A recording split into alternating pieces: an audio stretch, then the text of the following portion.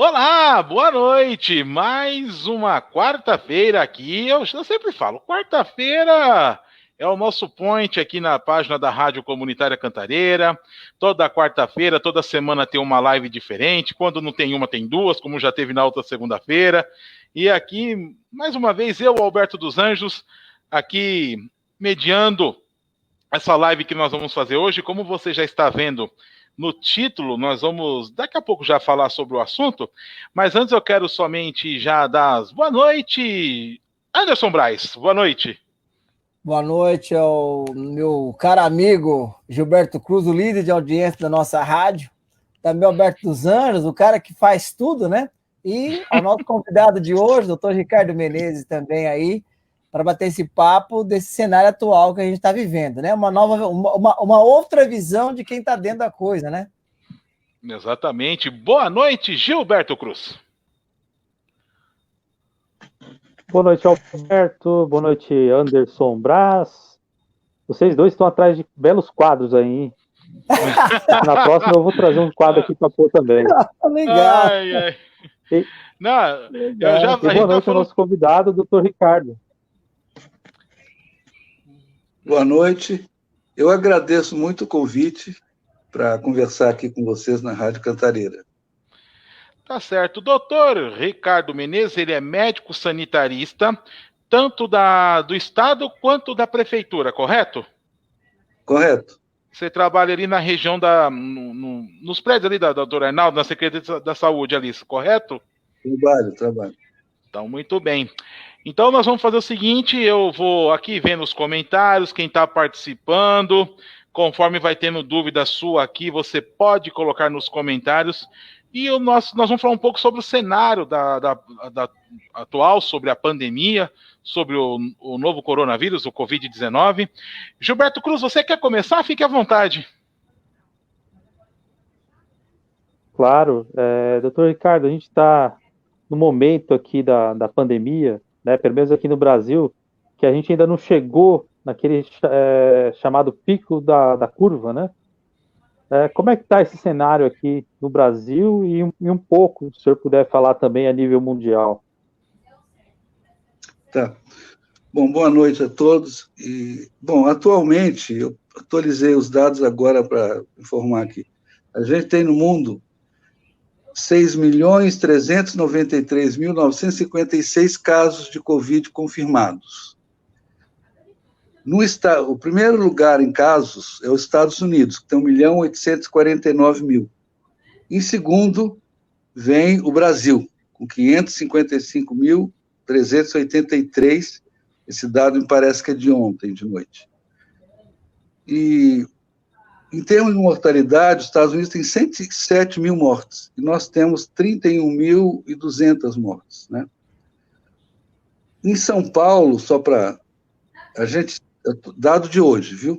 A gente tem no estado 123 mil casos e 8.276 óbitos. No município de São Paulo, a gente tem 66 mil casos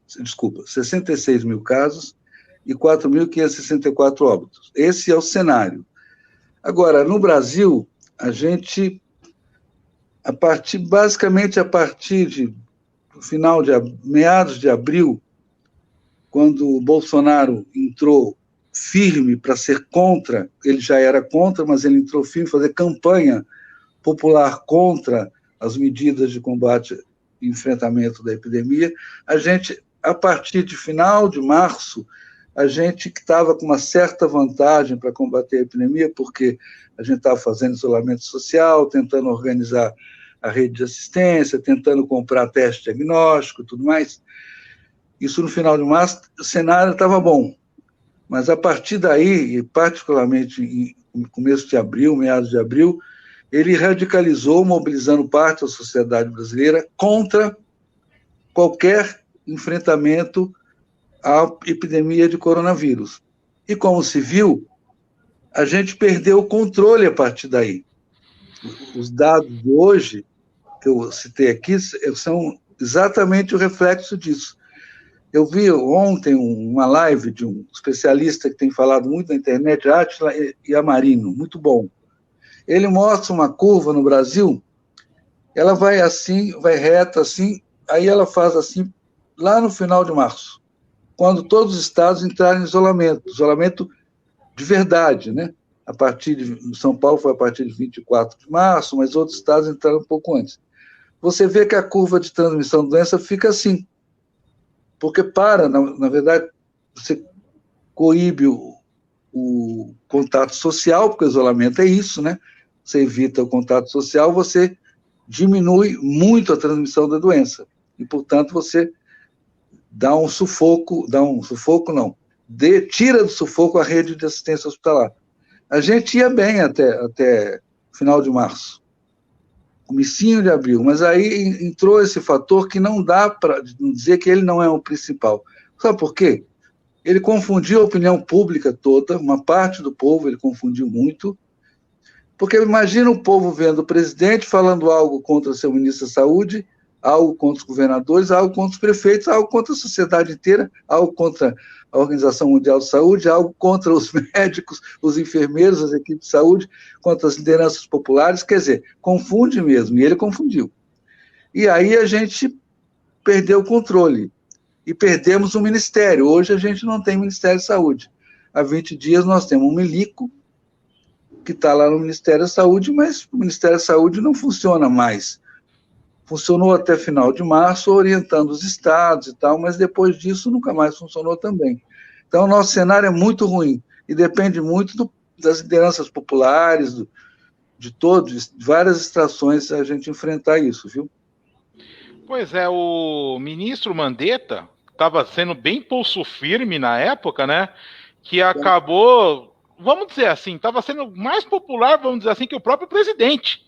Né? Ele que estava sendo o porta-voz de tudo ali, segurando a bucha, mas com o presidente do lado, acabou, e o Tait entrando depois, só desceu ladeira abaixo, né? Verdade. Anderson, Mandetta, ele conseguiu, na questão do isolamento, ele conseguiu orientar bem a sociedade e os estados, os municípios. Esse papel ele cumpriu bem. É verdade. Depois disso, a gente desceu ladeira abaixo, como você disse. Correto. Anderson, e aí, pode falar, doutor. Só fechando, você enfrentar um fenômeno dessa gravidade, sem coordenação nacional, seja política, seja técnica, a gente não tem as duas, né? Nem coordenação política do presidente, nem técnica do Ministério da Saúde. É muito difícil. Aí, cada um está fazendo o que acha que deve fazer. Cada estado faz o que acha que deve fazer, cada município está fazendo o que acha que deve fazer. Isso é muito difícil. A gente precisa entrar nesse jogo cada vez mais o povo, com as suas lideranças, partidos e movimento social, para exigir que a gente combata a sério essa epidemia. Porque está morrendo muita gente doente. Pois é. Anderson? Doutor Ricardo, quando o senhor fala, o senhor falou bem, agora é hora do povo entrar em campo, né? Entrar em cena. E parece que as torcidas organizadas aí, São Paulo, Corinthians, Santos e Palmeiras, já está entrando em campo. Parece-me que a sociedade organizada, a ONG, parece que está caminhando para esse lado, abraçando para não ter mais mortes. O que o senhor diz, tendo contato com os seus amigos médicos, há uma fala só ou há uma divisão ainda? E para emendar, se o senhor puder falar um pouco, hidroxicloroquina é a saída? O que os pares do senhor, os amigos, falam? Está de um lado, tão dividido? Como é que está essa situação? O que o senhor ouve dos amigos aí? Olha, a maioria dos médicos que eu tenho contato e ouço o que falam na imprensa, o que escrevem, a maioria não acha que a gente lida com gripezinha, acha que a gente lida com problema sério, né? Isso é bom, né? Porque é a maioria mesmo. Eles acham que a gente está lidando com problema sério. Quem está lidando com problema na ponta acha mais ainda. Porque eu falei dados de hoje, mas não falei quantas pessoas estão internadas, que é muita gente. Agora, quanto à cloroquina, também, o que existe? Cloroquina é uma droga muito antiga, mais de 70 anos, que é muito boa para você tratar malária, tem estudo científico que demonstrou isso, por isso que ela é usada há tanto tempo. E umas doenças autoimunes, lúpus, etc. Quanto ao uso dela no Covid, não tem comprovação científica. E tem vários estudos para ver se ela ajuda ou não ajuda. Uma série de estudos, alguns estudos já mostraram que tem muito efeito colateral no uso dela, mas os estudos continuam. Agora, quando você fala de usar uma droga que não tem comprovação científica, como o Trump e o nosso presidente falam, você desvia a atenção e cria uma panaceia, uma cura milagrosa que não existe. As pesquisas todas sobre a eficiência da cloroquina, a eficácia dela quanto ao Covid-19, quanto a essa doença, elas estão andando no mundo inteiro. Hoje mesmo a Organização Mundial da Saúde voltou a liberar pesquisas para ver se ajuda ou não ajuda. Então, entre os médicos, a maioria acha que você deve usar se tiver comprovação científica, e uma parte acha que, já que não tem jeito, vou usar. Mas eu acho que a gente deve insistir que medicamento a gente deve usar nas pessoas se tiver comprovação científica que ajuda, que não prejudica a pessoa, né? Essa é a regra básica de uso de medicamento, vacina. No mínimo, não fazer mal. Essa é a regra ética milenar sobre o uso de medicamentos, tal, do Hipócrates. Ele falava isso, no mínimo não fazer mal, para usar medicamentos, etc., vacina. Mas é isso que está. No meio médico não é ruim o cenário, não, viu? É claro que tem médicos e médicos, tem médicos muito conservadores e tal, mas esse aí a gente finge que não escuta. Tem certos comandantes por aí na presidência que a gente também não ouve, então vamos deixando, né? Vamos deixando. Mas é o que eu acho também, não adianta nada o governo, desculpa, Gilberto, que eu sei que você ia falar, mas de nada adianta o presidente libera a cloroquina pro tratamento. Mas para mim, quem tem que receitar é o próprio médico, que nem o doutor está falando, né? Não adianta nada. Primeiro que o presidente não tem formação médica nenhuma, né, para poder falar isso. Ele está indo no achômetro, como o próprio doutor acabou falando também, né? Ou então, nesse sentido da palavra. Então, é o médico que tem que receitar, não o presidente. Certo, doutor? É verdade. A maioria das associações de médicos, particularmente desses especialistas que estão atuando muito na epidemia, infectologistas, etc., anestesiologistas também, eles são contra. A maioria dos médicos não está prescrevendo, viu? Porque é isso que você falou. Depende dele prescrever lá na ponta. Mas a maioria das entidades são contra. Só o Conselho Federal de Medicina que ficou em cima do muro, mas as entidades têm mais contato com os médicos, as entidades, associações, na verdade, né? Mas a maioria não está prescrevendo, não. Porque existe uma desindicação muito grande no mundo inteiro. A França proibiu recentemente. Muito bem. Justamente por isso, não tem comprovação científica que ajuda. Certo. Gilberto Cruz? O Gilberto aí. Doutor Ricardo, eu tenho uma pergunta que é a seguinte.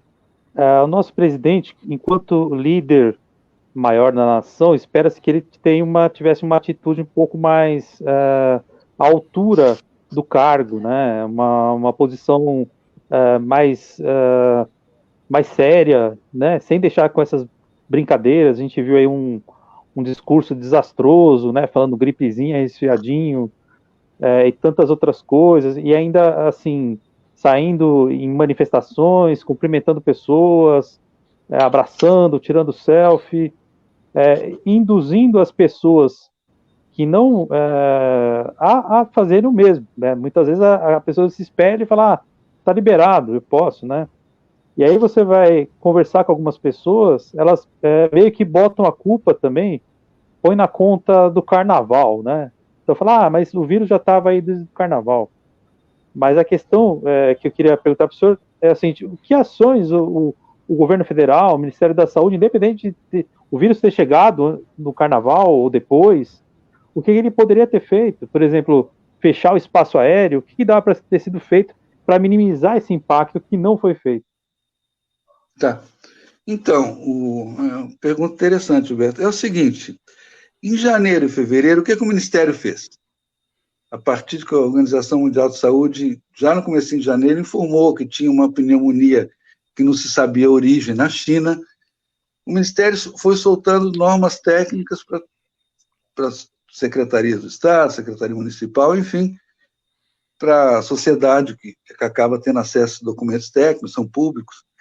Começou a soltar as normas à medida que o conhecimento ia avançando. E foi tudo muito rápido. Em janeiro, em 7 de janeiro, os chineses sequenciaram o vírus e deram, 5 dias depois, para o mundo fazer o teste diagnóstico. Com a sequência do vírus, você faz o teste para fazer o diagnóstico do vírus nas pessoas. Então, essa parte normativa, discutir com o Estado, soltar norma, orientação, o Ministério fez bem em janeiro e fevereiro. O que ele... À medida que em fevereiro já tinha muito caso na Ásia, e começou a atacar duramente a Itália, o Irã. O que o Ministério não fez nesse período, fevereiro, é se precaver praticamente, objetivamente. Fazendo o quê? Comprando EPI, porque a epidemia ia chegar aqui. A gente sabia que ia chegar aqui. A gente só não sabia a data. Ele não fez isso, de encomendar muito equipamento de proteção individual para distribuir para os estados e municípios para colocarem nas unidades na ponta. Não comprou teste diagnóstico e nem mandou a Fundação Oswaldo Cruz fazer muito, lá atrás, lá em fevereiro. E também demorou muito a encomendar respiradores, porque na fase grave do Covid, as pessoas precisam de UTI, porque não conseguem respirar e você tem que colocar no respirador, né? Então, isso o Ministério vacilou, deixou de fazer essas coisas. Naquele momento, eu falo fevereiro, porque naquele momento todos os países não estavam procurando a China, que é um grande produtor de equipamentos médicos hospitalares, como em março já acontecia, né? Então, a gente deixou de fazer isso, e foi na gestão do Mandetta. Ele fez bem o isolamento, que a gente já falou aqui, é verdade, ele coordenou muito bem, e convenceu, mostrava didaticamente para o povo por que era importante, né? Agora, o carnaval, existe essa discussão, existe em todos os meios. Até o carnaval, não existia comprovação que a gente tinha internamente o vírus circulando e nem casos existiam. A gente foi ter confirmado o primeiro caso, foi internado na terça-feira do carnaval, no Einstein, e confirmado no dia seguinte, de uma pessoa que voltava da Itália, a região mais atingida pela Covid-19, que é a região do norte da Itália, a região de Milão. E os outros casos também foram importados, da Itália, em outros estados, no Rio, São Paulo, no Rio. Então, houve essa preocupação do Ministério da Saúde, sim. Se existia circulando, antes do carnaval houve a preocupação para você, de repente, ver o que fazia com o carnaval, mas não existia o vírus circulando. Então, na época, o que houve foi orientação para as pessoas ficarem distantes de quem veio de área que tinha a doença, ou países, né? Países que tinham a doença, e lavar a mão e tal. Na época, foi feito isso porque, de fato, a gente não tinha casos confirmados no Brasil. Até meio de março, a maioria dos nossos casos foram importados. A maioria não, todos. Tipo, acho que 10, 11, a partir daí não. Aí já apareceram os casos que adquiriram vírus dentro do Brasil mesmo. Então, basicamente é isso. Deixa eu te falar. O norte da Itália, eu falei, tem que falar isso, que foi dramaticamente afetado, e até hoje a Itália é o terceiro país em mortalidade no mundo. O Brasil é o quarto, a gente breve, do jeito que vai, estou falando sério, a gente vai passar a Itália. Mas a Itália, em 28 de fevereiro, estava muito difícil, muito caso de repente, né? Na região de Milão, que é a Lombardia, o norte da Itália. O prefeito de Milão lançou uma campanha, Milão não pode parar. Verdade. E um mês depois, ele pediu desculpa, tinha quase 5 mil mortos em Milão, um mês depois, quando ele pediu desculpa, porque ele não achava que o vírus não era isso que se dizia. Eu lembrei isso porque o nosso presidente também quis lançar a campanha Brasil Não Pode Parar, né? Lembra? Imagina se a gente tivesse parado lá quando eles quiseram lançar essa campanha. Nosso cenário hoje seria pior que o americano. Mas vamos lá, então. Anderson? Legal. Nesse sentido também, doutor, eu gostaria de saber se São Paulo, será que São Paulo era o momento, sendo que a gente vinha fazendo a lição de casa, né? Bonitinho aí, não o que a gente queria, mas me parece que a gente conseguiu dar uma desacelerada na mortalidade, na transmissão, na infecção, e agora vem essa reabertura escalonada, igrejas, o comércio. Qual seria a visão do senhor nesse momento? Seria o momento? Teríamos que aguardar mais um pouco? Qual seria a recomendação como médico sanitarista vendo essa situação da nossa cidade de São Paulo? É isso que você falou. São Paulo fez as coisas no seu tempo, certinho e tal. Fez o isolamento a partir do final de março, organizou a assistência, tudo mais. Existe essa preocupação, sim, porque a gente vive nacionalmente, e não dá para isolar o São Paulo do Brasil, um quadro de ascensão da doença, inclusive na nossa capital, que ninguém nega isso, os dados estão aí diariamente.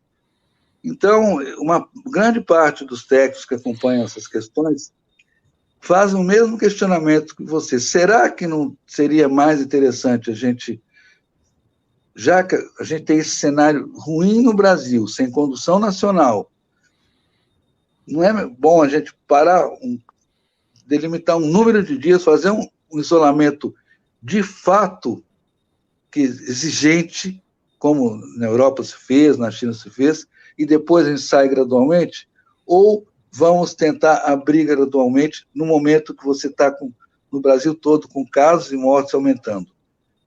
Então, eu sou daqueles que acha que seria mais interessante você fazer uma parada com isolamento de verdade e depois volta gradualmente, não abrir agora como acabou predominando essa visão. Mas tudo pode, se a situação piorar, você pode retornar, mas aí é ruim, porque esse vírus se reproduz muito rapidamente, então cada dia, cada semana que você perde, significa que daqui a 2 semanas vai aparecer muito caso decorrente das pessoas que foram infectadas hoje. Então, qualquer perda de tempo é ruim. Mas eu sou daqueles que acham que a gente deveria dar uma parada brusca, por tantos dias, delimitar os dias, e aí depois sair gradualmente. E não sair gradualmente agora. Eu tenho muita preocupação com a capital. Na capital, a mortalidade, são os dados públicos, diariamente são divulgados, ela está concentrada nos distritos populares, a maior taxa de mortalidade é a Brasilândia, e você vai ver nas taxas de mortalidade são os distritos populares, né, onde está tendo uma grande mortalidade. Eu tenho grande preocupação com o capital.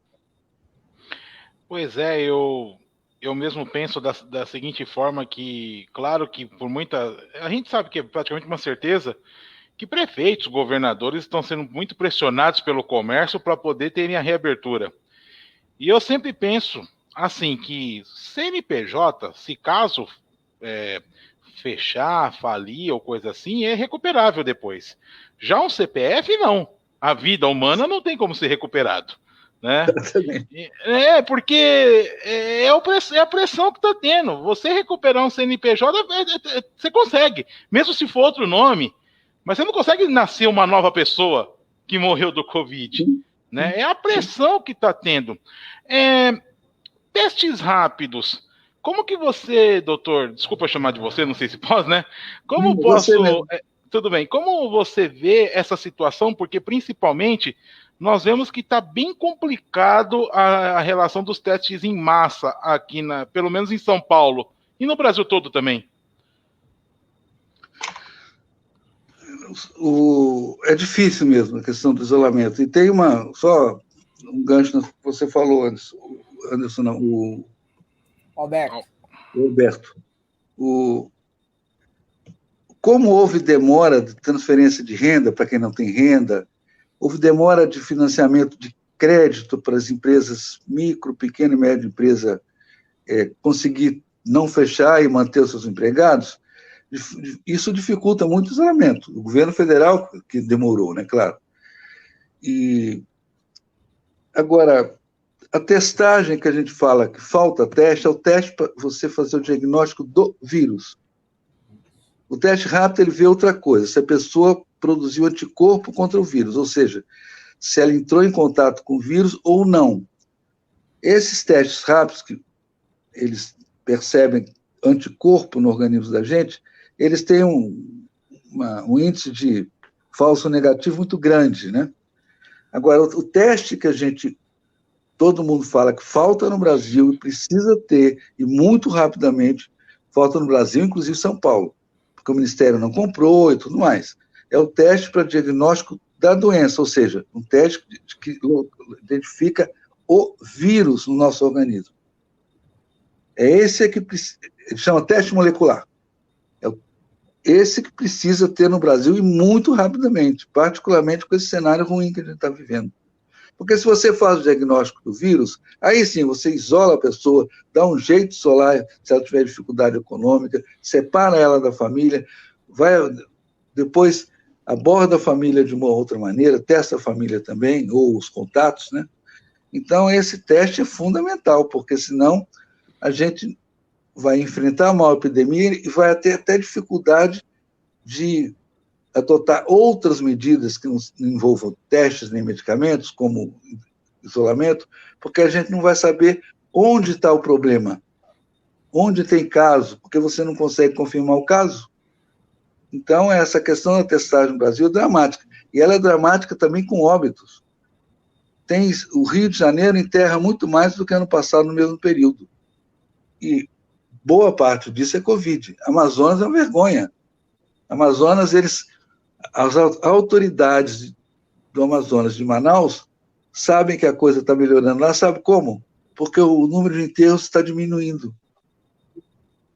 Então, agora, também os enterros envolvem teste, você confirmar no morto cóia, secreção e tudo mais, e ele teve Covid. Então, essa questão da testagem, eu acho, até eu estou falando de luta popular mesmo, todo mundo que é envolvido direto ou indiretamente com os interesses populares. A testagem é hoje, talvez, uma das maiores lutas que a gente tem em relação ao Covid. Para você confirmar os diagnósticos, saber o que você faz, então, com as pessoas, com os contatos das pessoas e tudo mais. Certo. Gilberto Cruz? Doutor, a minha pergunta tem relação com a testagem e também com relação à pessoa que pega o vírus e se cura da doença, né? E passou lá o período, de repente ficou em casa, não precisou ser internada, e ela tem a falsa sensação que ela pode andar livremente aí novamente, sem nenhum problema com o vírus, né? A minha pergunta é a seguinte: essa pessoa pode contrair novamente o vírus? Ela está imune ao novo coronavírus? Ela pode transmitir o vírus novamente?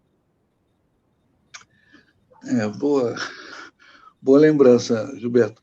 É assim, deixa eu falar uma coisa que eu acho que eu não falei. Um dos grandes problemas de lidar com esse vírus, que, bom, a gente não conhecia, né? Nem o vírus, nem como ele se manifesta coletivamente, é que a maioria dos casos, as pessoas não têm sintomas, ou tem resfriadinho, e a pessoa nem acha que está com Covid, que é resfriado comum mesmo. É a maioria dos casos. Agora, quanto à imunidade permanente, a Organização Mundial de Saúde tem vários estudos quanto a isso. Até agora, as pessoas acham o seguinte: quem teve a Covid fica imune, mas não se sabe por quanto tempo. Então, não existe essa resposta. O que as pessoas dizem é o seguinte: baseado em alguns estudos com coronavírus, em animal, etc., até com outro tipo de coronavírus também, estudos em animais, acha-se que esses anticorpos que a gente detecta com teste sorológico, teste rápido, eles protegem por um determinado tempo, mas não se sabe quanto, se é permanente ou se é temporário. Mas isso o pessoal está estudando isso junto com vacina e tudo mais. No mundo inteiro, né? Inclusive aqui no Brasil. Certo. Anderson? Doutor, os testes que o senhor falou tão bem, que talvez nos ajudaria. Por que a dificuldade de chegar na base? E por que às vezes demoram tanto? Até por ignorância, né? Porque às vezes um teste poderia ter... Uns fala de 15 minutos, o senhor vai para um hospital particular, demora até 3 dias ou 2 dias. Qual é o prazo correto para quem está nos ouvindo? Ou um prazo estipulado para ter uma noção de resultados e a qualidade deles? Talvez a qualidade não seja tão boa às vezes, né? Do que nós temos aí hoje. Por isso que às vezes demora tanto, ou não tem nada a ver. Qual o prazo para se saber se eu estou com Covid mesmo, depois que eu faço pré-testes, né? Fala. Uhum. O Anderson, olha só. Esse teste que eu estava falando que a gente não comprou, que precisa comprar urgentemente para fazer o diagnóstico, os laboratórios acabam o exame no máximo 48 horas. Acaba o exame para entregar o resultado, que é o teste que localiza o vírus na pessoa. O teste que você colhe o sangue para fazer, colhe mesmo o sangue, em veia, artéria, veia, né, em geral, para colher, para fazer a análise de anticorpos, eu fiz outro dia, 24 horas, está pronto.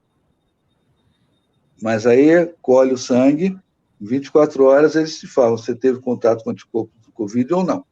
O teste rápido, esse do dedo, é na hora, né?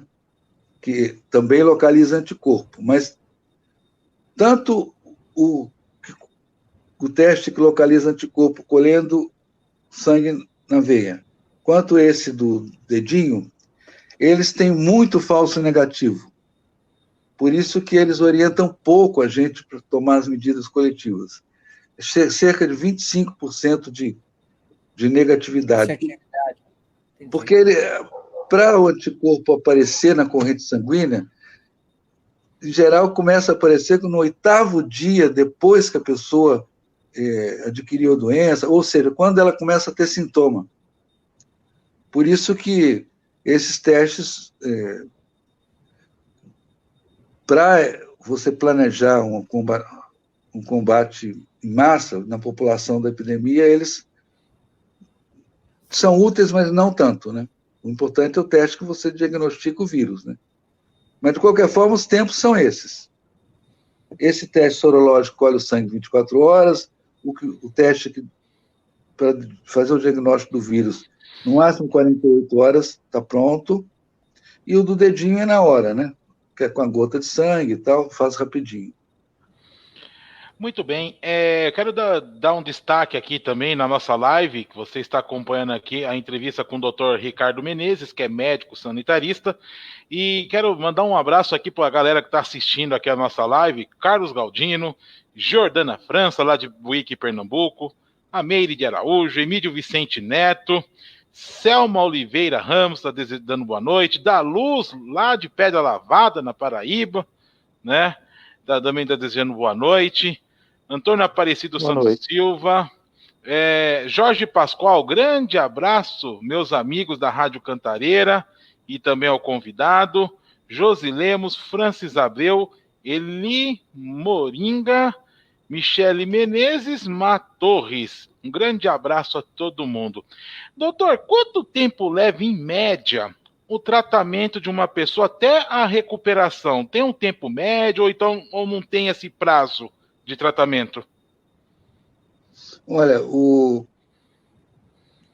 aí a gente está falando de caso interna, né? Caso grave, que é um número pequeno do total de casos, em torno de 5% é que interna. E desses, mais ou menos metade precisa de unidade de terapia intensiva. Vamos falar do grave. Esse grave, que você precisa até da unidade de terapia intensiva, da UTI, Essa pneumonia é dramática mesmo, é muito grave, a pessoa fica no mínimo 2 semanas na UTI, quando precisa de UTI, às vezes mais. Então, o tratamento dos casos graves demora, a pessoa fica internada às vezes 3 semanas, às vezes não, muito comum, é o mais comum. Um pouco menos, um percentual dos casos, o outro percentual mais que isso. Então, os casos graves, a recuperação demora, não só pelo uso de equipamentos, respiradores, etc., não. É porque o vírus ele é muito duro, a lesão orgânica que ele determina nos pulmões, enfim, em outros sistemas de funcionamento do organismo humano. Agora, gente, deixa eu falar uma coisa. O celular, ele vai, daqui a um pouco, vai acabar a bateria. Eu vou entrar aqui pelo... Eu estou com o computador aqui do lado. Não, pode... Eu sei que você está com o problema da câmera, mas pode entrar, você fica só na voz, não tem problema. Sim, fico. Eu quero entrar aqui. Tá bom, então. Então eu vou fazer o seguinte, eu vou te desconectar daqui e você volta pelo mesmo link no computador, tá bom? Eu vou digitar já esse Z. Não precisa... eu vou desconectar aqui e você acessa lá no notebook. Enquanto isso, a gente vai bater num papo aqui. Vamos lá. Eita! Pois é. Gente, muito acontece. Bacana, hein? Muito bom. Olha, a conversa tá muito boa nesse momento. E sei que alguém queria comentar alguma coisa disso que o doutor falou até o momento? Na verdade, o que a gente percebe eu acho que vai. Assim, particularmente eu achava, vendo a situação, que o presidente não tinha influência nessa questão da galera não se preocupar em sair. Até eu, pensando, o bate-papo com o pessoal da Mensageiros, que era uma coisa isolada da periferia e que não tinha ligação com a presidência, do pessoal ficar ser influenciado e não ficar em casa. E como o doutor Ricardo Menezes relatou, teve influência e muito peso, sim. Eu pensei que não tinha. Estou aqui. Tá ok, então. Gilberto, você tem uma pergunta para fazer? Eu tenho. Doutor Ricardo, a minha pergunta é um pouco mais sobre a propagação do vírus, né? Por exemplo, são 2 perguntas em uma, tá? Por exemplo, a gente tem nos nossos vizinhos aqui, Argentina, Uruguai, Paraguai, eles tiveram pouquíssimos casos de coronavírus, né? Da doença e também índice de mortalidade muito baixo, né? Aí você vai me dizer, mas a população é pequena, mas, enfim, proporcionalmente são índices baixos. Por que eles tiveram esses índices? Como é que eles alcançaram essas taxas tão reduzidas?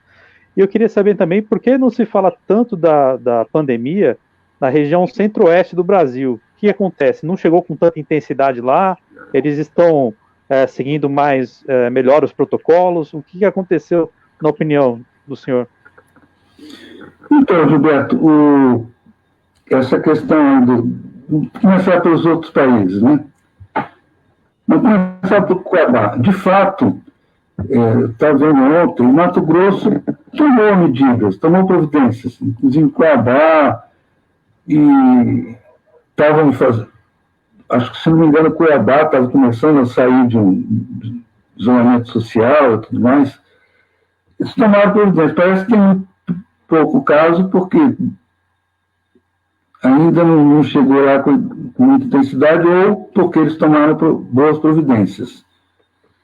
Tem casos, assim como tem no Mato Grosso do Sul, né, no centro-oeste, lá, em Goiás e tudo mais. Mas me parece que pode ser pelas providências dele. Agora, no Brasil, a doença, em cada região, ela tem um grau de evolução, né? É como se a gente pegasse a Europa e visse os graus de evolução a partir de fevereiro, do que acontece em cada grupo de países. E aqui a gente tem São Paulo, Rio, logo no primeiro, depois Pernambuco, Ceará, Amazonas, que hoje é o caso mais complicado, a situação mais complicada no Brasil, particularmente Manaus, e aí depois vai afetando outros estados, né? Talvez seja isso. Por uma série de questões, o vírus chegou semanas depois lá, e ainda vai aparecer caso na sequência. Pode ser isso também, Gilberto. Certo. Agora, quanto à América do Sul, né, isso é...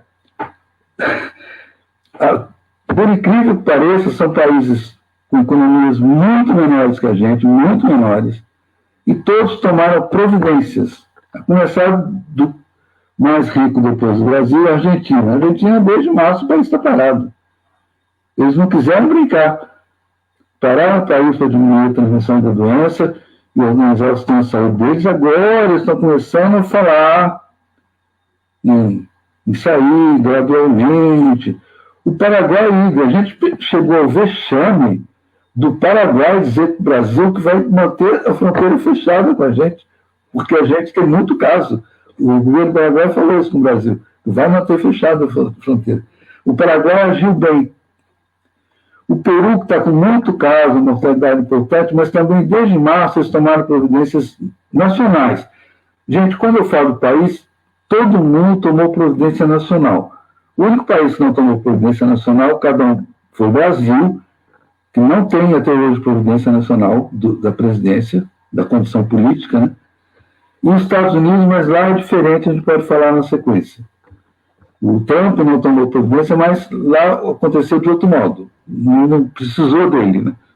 Na verdade. Mas, enfim, os países daqui, por incrível que pareça, da América do Sul, pequenos, pobres, tipo Paraguai, todo mundo tomando providência séria. Porque é fácil de entender, né, o que acontece com essa pandemia. Você não tem medicamento nem vacina. Um vírus que transmite muito rápido. Aí, o que você faz para organizar o sistema de saúde, o seu sistema de saúde, para atender os casos graves, que são poucos, mas é muito grave? Você para o país, né? Não deixa só o essencial. E todo mundo entendeu isso e está fazendo. E países muito menos potentes economicamente do que a gente vão começar a sair com poucas perdas humanas desse episódio bem. E, de fato, e aí não é fenômeno tipo sonegação de informação tipo Nicarágua. Aí é uma questão mesmo de ação dos países. Países que informam bem e tal. Aliás, quanto à informação, a Organização Pan-Americana e a Organização Mundial da Saúde, a Organização Pan-Americana está discutindo com a Nicarágua. Os dados não estão legais, estão maquiados demais, e a Organização Mundial da Saúde com um outro país que diz que não tem caso e tal. No geral, as informações estão circulando até agora nos países bem. Agora, eu falo isso porque eu tenho uma preocupação de falta de informação no Brasil. Por quê? Porque se você não tem teste, você não faz diagnóstico. Se você não faz diagnóstico, vai morrer um monte de gente de Covid que vai acabar no testado de óbito escrito assim, síndrome respiratória aguda grave, mas não fala que é Covid. Por isso que é importante a testagem diagnóstica, a gente comprar esse teste que faz o diagnóstico e localiza o vírus. Então, essa questão dos países, né, Gilberto? É isso. Por incrível que pareça.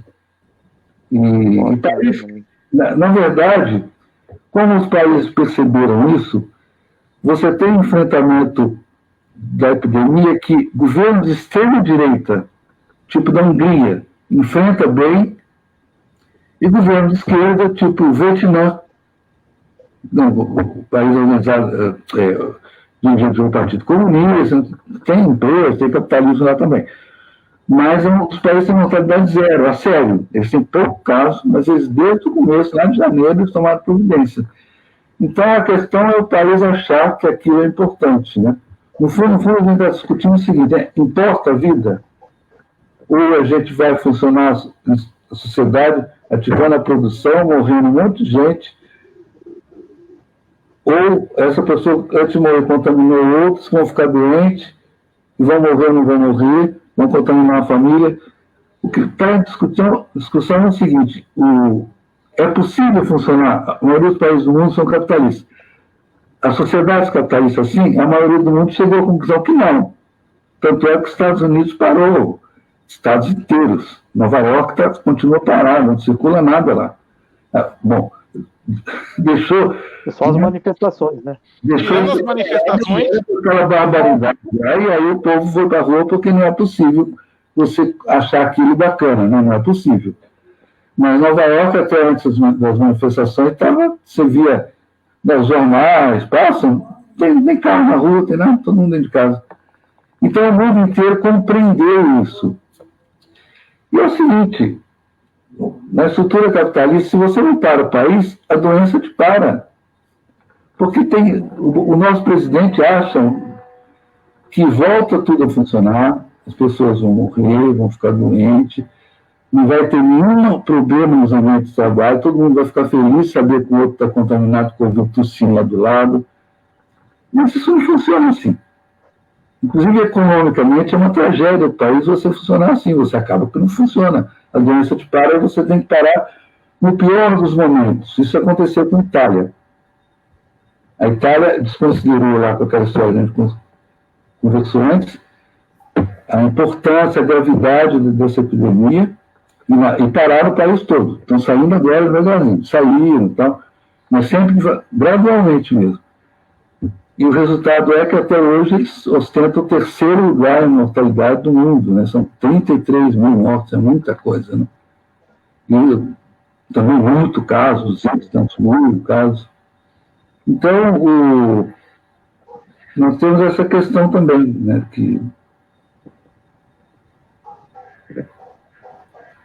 Certo, nós estamos aqui nesta live de quarta-feira conversando com o Ricardo Menezes, que é médico sanitarista. Vamos fazer a nossa última rodada de perguntas, aí na sequência, depois da última rodada, nós vamos para as considerações finais. Anderson Brás? Doutor, além de tudo que se fala, a gente sabe que a Brasilândia é um dos locais que mais está concentrado o número de mortos aí pela Covid-19. Além de tudo que foi recomendado para que se faça algo, o senhor acrescentaria algo ainda para que funcionasse, ou que não foi feito, pela experiência, a expertise do senhor? O que poderia ainda ser feito para diminuir aí a mortalidade na periferia da cidade de São Paulo, sobretudo na Brasilândia? Qual é a sua sugestão que ficou faltando ainda? Anderson, uma muito boa questão. Com essa pandemia, a gente teve experiências criativas no mundo inteiro em relação a como você enfrentar. Mas baseado nos mesmos princípios. A gente conhece pouco do vírus, ele transmite rápido, quando ele ataca gravemente as pessoas, é uma lesão grave, precisa de internato, precisa de UTI. Baseado nesses mesmos princípios, a gente precisa de testagem para fazer o diagnóstico, para saber como organiza o enfrentamento e tudo mais. No mundo inteiro, a gente teve experiências muito criativas. Por exemplo, está falando do Vietnã. O Vietnã elaborou uma coisa simples, eles têm uma rede de saúde precária, tem a rede de saúde, mas ela não é coisa de Europa, de Itália, de Espanha e o mundo que ocorreu com eles. Aí eles organizaram uma coisa muito simples.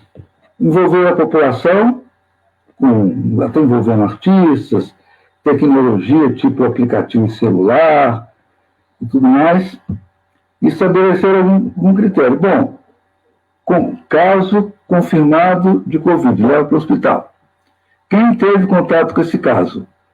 Aí eles montaram isolamento, o governo montou isolamentos para essas pessoas, onde eles iam separar as pessoas, iam testar, iam vendo, esperar o dia, se fosse negativo, mandavam embora, se fosse positivo, mantinha um local onde estavam ficando os casos positivos. E aí, quem teve contato com o primeiro doente? O primeiro doente, o doente confirmado logo de cara, na sequência. Aí eles bolaram uma outra coisa. Essa pessoa foi lá para ficar em casa durante uma semana. Não, durante 2 semanas, desculpa. Que é o período que desenvolve o vírus, aparecem sintomas, e nesse período de 14 dias está também o período de transmissão, o período que os sintomas aparecem e tudo mais. E uma maciça procura do contato do paciente que eles confirmavam por teste, não só clinicamente, por sintoma e sinais, não, por teste. Eles bolaram 1000 coisas para alertar as outras pessoas que aquele cidadão que eles sabiam que teve o caso, teve no tal local, em tal dia, tal hora, para as pessoas ficarem atentas, sabendo que entrar em contato com uma pessoa que teve Covid e procurar atendimento médico e tal.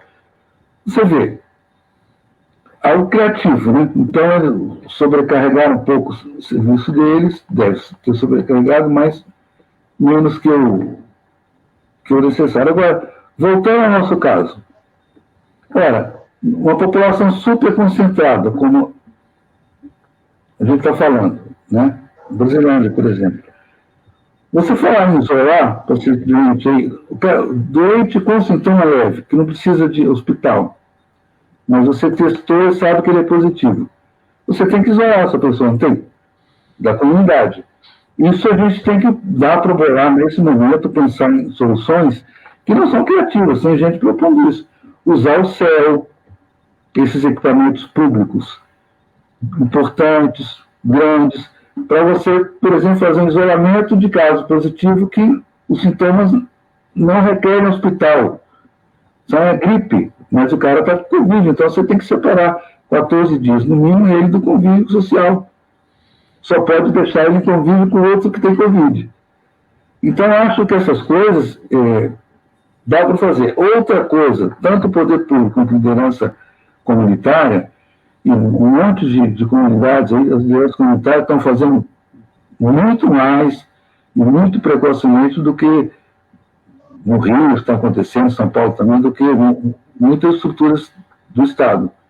Mas tanto um quanto o outro, os organismos do Estado, não só a Secretaria de Saúde, a Secretaria de Assistência Social e Liderança, orientar, né? Porque, de fato, a gente teve pouca orientação no Brasil por essas coisas que a gente conversou. Muita confusão a gente teve no Brasil a partir de começo de abril, essa é a verdade, né, em relação à epidemia. Mas orientar por que tem que separar o doente, por que você vai acompanhar quem teve contato com ela, né? Por que você, se não consegue isolar numa casa que vive de 5, uma pessoa que está com sintoma leve e é confirmado positivamente, você não consegue botar no céu ou num lugar público desse tipo, que o Estado, a prefeitura é requisito para fazer isso. Bom, aí o que vai fazer? Bolar um quarto para a pessoa ficar 14 dias? Coloca comida na porta? E são essas coisas. A gente agora, tem que ter ação lá, em loco, as pessoas irem, conversarem. Tem que ser uma coisa planejada e rápida, né? E eu não sei o que a municipalidade está fazendo, por exemplo, na Brasilândia. Essa Secretaria de Saúde, Social, imagina que alguma coisa esteja fazendo. Né? Mas, já que por essas questões sociais, concentração de pessoas, tem que ir atrás da renda, porque senão não chega. Por essas questões todas, eu acho que você tem que priorizar em mutirão a abordagem, né, nessas áreas, nesses bairros. Sapopemba, Brasilândia, etc, etc, etc. Vai pelo nível de mortalidade, quem sabe onde que é prioridade. Fazer em mutirão, saúde, assistência social, liderança comunitária, botar essas lideranças das comunidades para ajudar, e ajuda. Essa é a questão, né? Eu acho isso, viu? Que bom. Não achar que, a gente não pode achar que a gente, inevitavelmente, não vai fazer nada no Brasil, ou nos estados, ou nos municípios, e a gente vai ficar pior que os Estados Unidos. Se a gente achar isso, a gente será pior que os Estados Unidos. As estimativas hoje é que se houvesse teste para fazer o diagnóstico, a gente teria mais pessoas infectadas que nos Estados Unidos, ou seja, mais de 2 milhões. Mas eu acho que a gente deve ter outro raciocínio. É possível fazer coisas em São Paulo, no estado de São Paulo e no Brasil, para você evitar que a tragédia fique muito maior do que ela já está. Agora, sem envolver a liderança do povo e as estruturas do Estado brasileiro, e quem queira voluntariamente ajudar, eu acredito que fica difícil. Não sei se eu respondi claramente. Sim. Muito bom. Sim, tanto respondeu que, antes do Gilberto falar, eu só quero comentar que nós aqui na região da Brasilândia, dentre os movimentos que nós temos a Rede Brasilândia Solidária, que justamente essa rede nós estamos lutando, tem vários núcleos articulando reuniões, discutindo o que pode ser feito para melhorar a situação aqui da nossa região. Inclusive, amanhã, dia 4... Eu ia falar isso agora. Amanhã, você viu também, né, Anderson? Inclusive, amanhã, no dia 4, vai ter um ato em frente ao Hospital da Brasilândia. Não vai ter aglomeração nem nada. Um grupo de pessoas do núcleo da Rede da Brasilândia Solidária estará lá. E quais são alguns tópicos? Primeiro, exigindo 100% de funcionamento do Hospital da Brasilândia. Outro tópico, adequação do CELPAS e CEL paulistano para isolamento. Outra, parcerias com hotéis locais para acomodar e alimentar adequadamente pessoas em situação de rua para o isolamento e também para o isolamento de idosos. Esse ato vai acontecer amanhã, às 8 da manhã, em frente ao Hospital da Brasilândia. Gente, não é para você se acumular lá e correr. Vai ter um grupo que vai fazer isso, que é para poder chamar a atenção do poder público. Então, já que estava tocando nesse assunto, já aproveitamos e falando isso. Falando bem lembrado. Carona também, o outro movimento, né, que é a Brasilândia Importa, que está envolvendo 20 ONGs, muitas participando também da rede, a Rede Brasilândia Solidária, que é o movimento da Brasilândia Importa, aí, das 20 ONGs. Por dia, está se atendendo quase 100 famílias, levando cestas básicas, roupas e, sobretudo, atendendo os desempregados e as mulheres, principalmente, que são as mantenedoras das casas, que não têm. Um abraço para a Verônica, encabeçando, a Marvib também, nosso amigo Cláudio aí, está levando cestas básicas e também roupas, que agora está aliando a fome, o frio e sem dinheiro, né?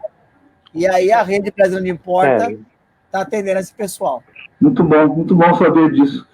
Agora, só um comentário. Hotéis, embora seja um prefeito, uma condução errática na pandemia, no Rio, a Prefeitura do Rio usou hotéis que estavam vazios para colocar a população de rua. Isso é uma boa ideia mesmo. Vocês estão propondo, né? É uma boa ideia. Muito bem.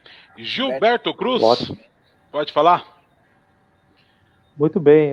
Doutor Ricardo, apesar dessa tragédia aí que nos assola diariamente, né, a gente fica até um pouco desanimado, a gente ainda tem o SUS, né, que apesar de tudo, apesar dos pesares, né, todo sucateado, mas ainda tem profissionais que estão aí na linha de frente lutando, tentando salvar vidas. Opa, ele saiu? Doutor Ricardo? Tá, peraí. Não. Oi, não. Doutor. Opa, tá aí. Você tentar ativar a câmera. Tá aí. Saiu. Não cai, não. Segura aí. A saideira, né? A saideira do Gilberto. Saideira. Então, eu vou repetir, não sei se o senhor ouviu tudo. É o seguinte, apesar dessa tragédia que a gente está vivendo, né, do novo coronavírus, né, a gente ainda tem o SUS, que apesar de sucateado, apesar da PEC 95, apesar de tantas dificuldades, ainda tem profissionais aí na linha de frente batalhando, lutando para fazer uma saúde decente para a população. Como é que o senhor vê, no pós-pandemia, o SUS? O senhor acha que ele vai se reestruturar? Os profissionais vão lutar por melhores condições de trabalho? Como é que o senhor vê essa situação do SUS? Tá, deixa eu só fazer uma observação.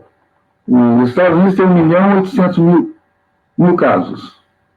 E 107 mil mortes agora, né? Hoje. Além do descaso do governo Trump, o caso chegou em 21 de janeiro, a epidemia lá. Quer dizer, o primeiro caso, desculpa, era um caso importado da China. E ele falou que era gripinha também, falou que era flu. Que estava tudo bem.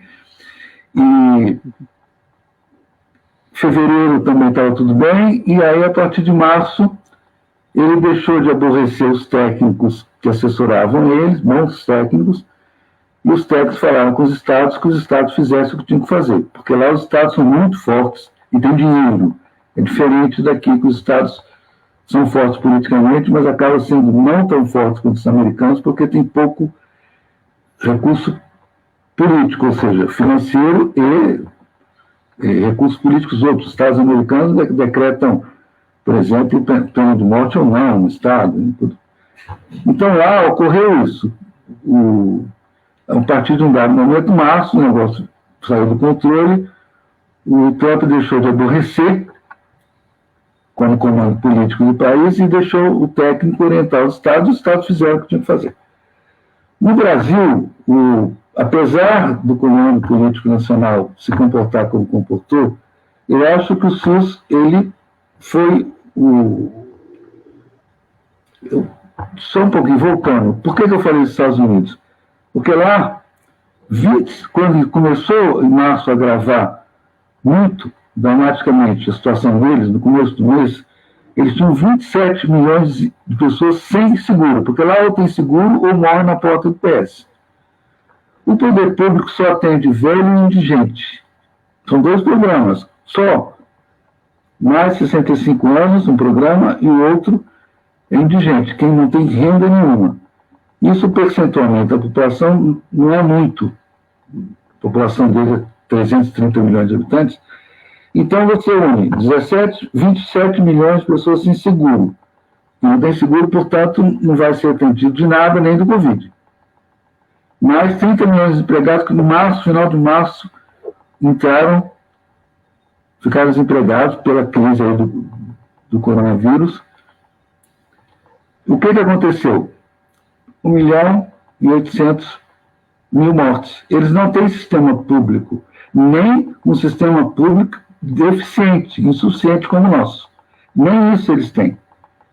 Então, esse é um exemplo do que acontece em um lugar onde a gente não tem sistema público de saúde, num momento desse totalmente inesperado, que a gente há 100 anos não vivia algo parecido no mundo. O que acontece em países que não têm sistema público?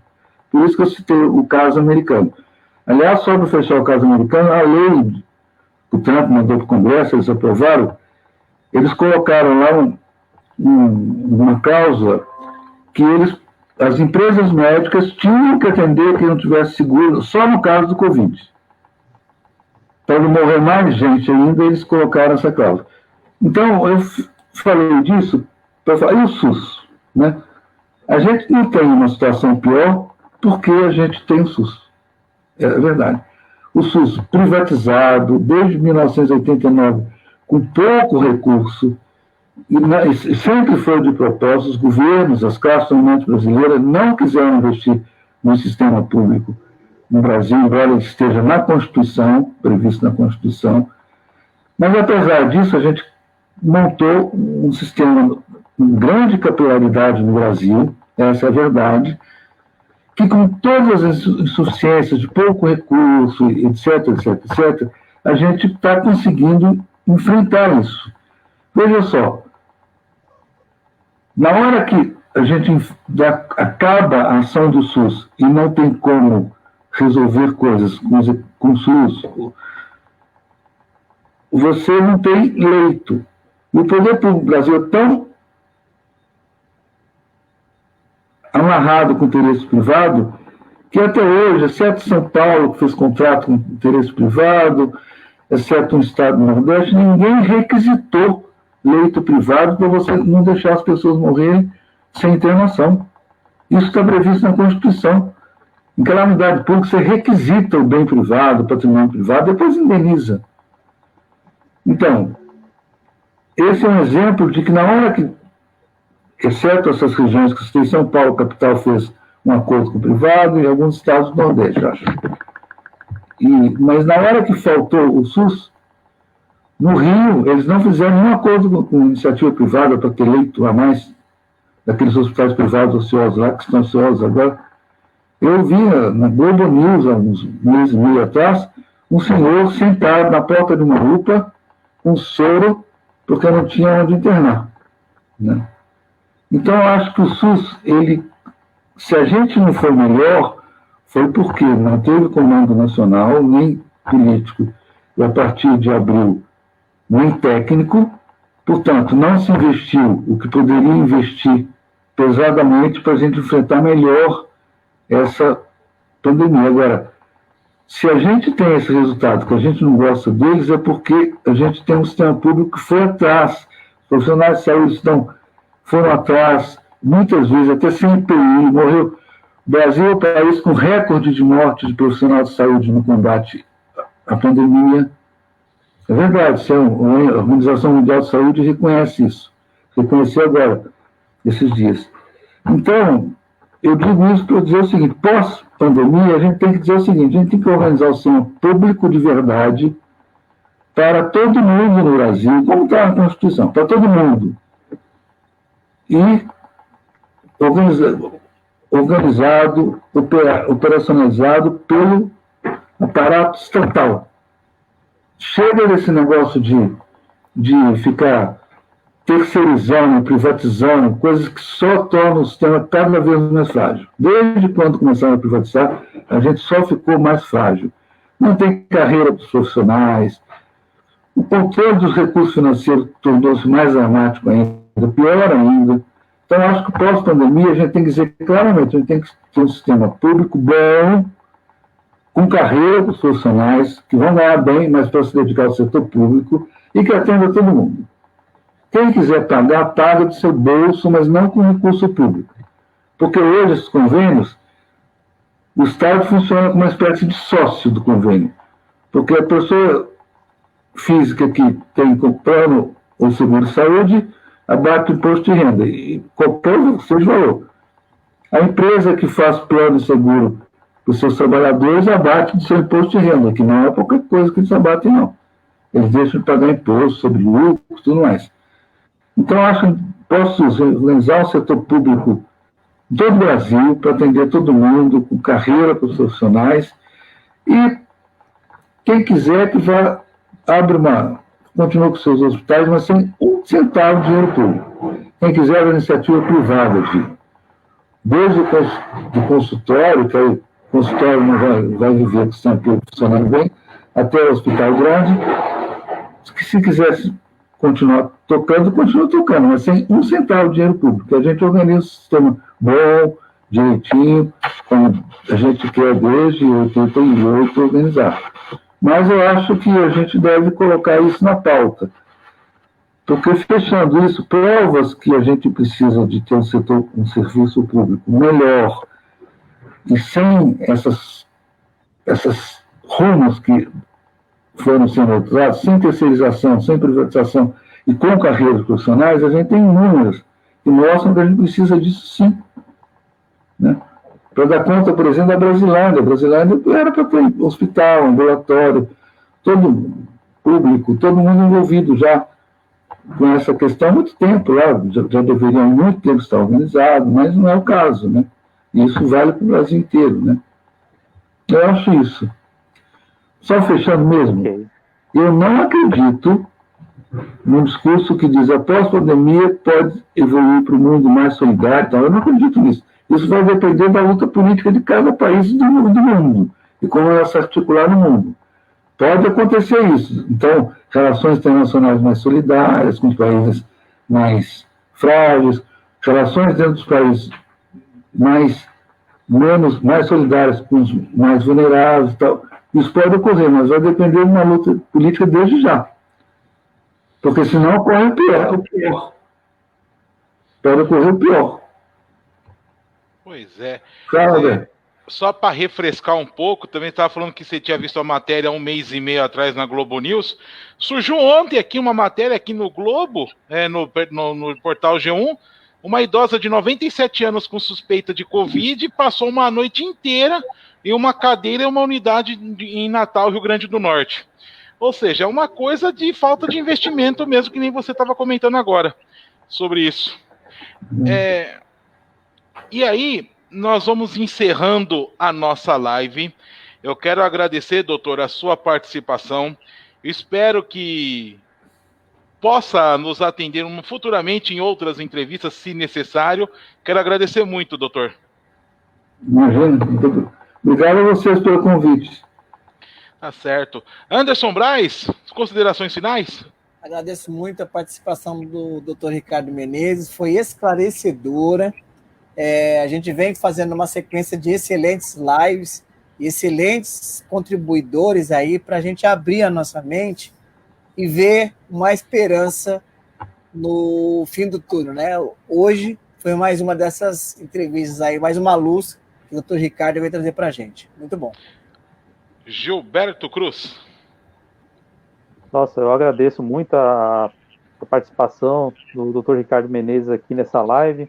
Acho que muito esclarecedora. Ele colocou pontos assim muito interessantes na área da saúde, mas também acho que o principal, ele trouxe luz para muitas pessoas que de repente não estão enxergando isso, né?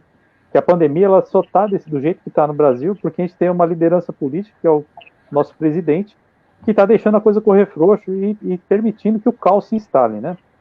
Então eu agradeço, acho que foi de grande valia e espero contar com a participação dele numa próxima live futura ou numa próxima entrevista aqui na Rádio Comunitária Cantareira. Muito obrigado.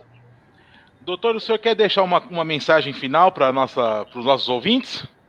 Quero. Primeiro eu quero agradecer a vocês pelo convite e espero que vocês continuem atuando como tem atuando aí, defendendo os interesses populares e outros interesses que têm a ver com a melhoria de condições de vida e qualidade de vida do povo brasileiro. Eu acho o seguinte, o meu comentário, é que sem esse envolvimento, eu disse isso antes, sem o envolvimento da sociedade, lideranças populares, com esse assunto, a gente evolui menos do que poderia se houver um envolvimento popular com essa questão. A gente está vivendo um período muito difícil e quanto mais você envolver as pessoas, informar as pessoas, discutir com as pessoas, a gente pode ter caminhos melhores para essa situação tão difícil que a gente está passando. E, nesse sentido, me coloco à disposição de vocês para a gente discutir outros assuntos relacionados à saúde, enfim, se vocês quiserem, em outros momentos. E agradeço muito de novo. Tá certo, gente. Muito obrigado. Os ouvintes, ou telespectadores, não é bem telespectadores, mas são teleouvintes. Teleouvintes. Interouvintes. Internautas ouvintes. Gente, nós ficamos por aqui. Eu peço para você que não curtiu a nossa página aqui da rádio, que está assistindo, curta a nossa página. Nós já chegamos a 5.000 seguidores na página, só que de curtidas, só que na nossa página nós ainda temos 4.800, quase 4.900 pessoas que curtiram. Então vamos curtir e espalhar cada vez mais essa nossa página. Um grande abraço a todos e até a próxima live, se Deus quiser. Tchau, gente. Um abraço. Valeu. Muito obrigado. Tchau.